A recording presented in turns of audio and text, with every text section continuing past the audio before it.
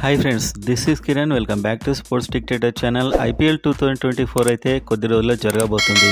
దీనికి సంబంధించి sun Rise Hyderabad player, మీకు తెలుసా ప్లేయర్ ఎవరో? అతడు మాత్రం బీభత్సమైన ఫామ్లో ఉన్నాడు. అది చూసే ముందు ఎస్ఆర్హెచ్ అండ్ ఐపీఎల్ ఫ్యాన్స్ వీడియోని గట్టిగా ఒక లైక్ చేయండి. అండ్ ఎస్ఆర్హెచ్లో ఏ ప్లేయర్ చాలా ఇంపార్టెంట్ అనుకుంటున్నారు కామెంట్ చేయండి. సో వీడియోలోకి వెళ్దాం, లైక్ చేసి వీడియోని చూడండి. So Sun Rise Hyderabad wicket keeper batsmen Heinrich Klaasen South Africa T20 లీగ్లో విశ్వరూపం చూపిస్తున్నాడు. అతడు డర్బన్ సూపర్ జెయింట్స్, అంటే మనకి లక్నో సూపర్ జెయింట్స్ టీం, అక్కడ మేనేజ్మెంట్ అది, దాని తరపున ఆడుతూ 70 రన్స్ కొట్టాడు. 74 రన్స్, జస్ట్ 30 బాల్స్లో 7 సిక్స్లు 3 ఫోర్లు.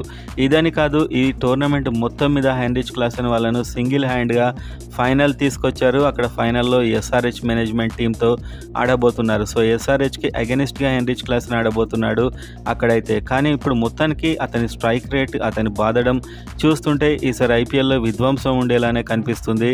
కానీ చూడాల్సి ఉంది, ఎందుకంటే ప్రతి లీగ్, ప్రతి టోర్నమెంట్లో రెచ్చిపోయాడు హెన్రిచ్ క్లాసెన్. ఈసారి ఫెంటాస్టిక్ బ్యాట్స్మెన్ అయితే కాబోతున్నాడు. సో నిన్ననే జరిగిన ఈ మ్యాచ్లో సింగిల్ హ్యాండ్గా ఫైనల్ తీసుకొచ్చాడు ఆ టీంని. అండ్ ఇంకోటి చూసినట్లయితే Sun Rise Hyderabad players, foreign players బాగానే ఉన్నారు, కానీ మనకు లోకల్ డొమెస్టిక్ ప్లేయర్స్ మాత్రం చాలా అధ్వానంగా ఆడుతున్నారు. అందుకోసమే టీం మాత్రం ప్లే ఆఫ్కు వెళ్ళట్లేదు. సో మీరు రీసెంట్గా చూస్తే ఉమ్రాన్ మాలిక్, వాషింగ్టన్ సుందర్ అండ్ మయాంక్ అగర్వాల్, అబ్దుల్ సమద్, వీళ్ళు అండ్ త్రిపాఠి, సో ముఖ్యంగా త్రిపాఠి, వీళ్ళంతా కూడా ముస్తాక్ అలీ అండ్ విజయ్ హజారే ట్రోఫీలో ఫెయిల్ అయ్యారు. సో వీళ్ళెవరు కూడా చాలా బాగా ఆడలేకపోయారు. సో ఇది మాత్రం టీంకు టెన్షన్.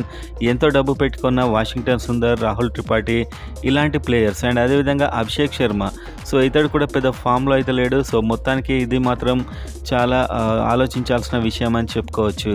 సో మొత్తానికి ఎస్ఆర్హెచ్కి ఫారిన్ ప్లేయర్స్ కాదు, లోకల్ ప్లేయర్స్తోనే చాలా ఇబ్బంది అయితే రాబోతుందని నాకైతే అనిపిస్తుంది. మీరేమంటారు? కామెంట్ చేయండి.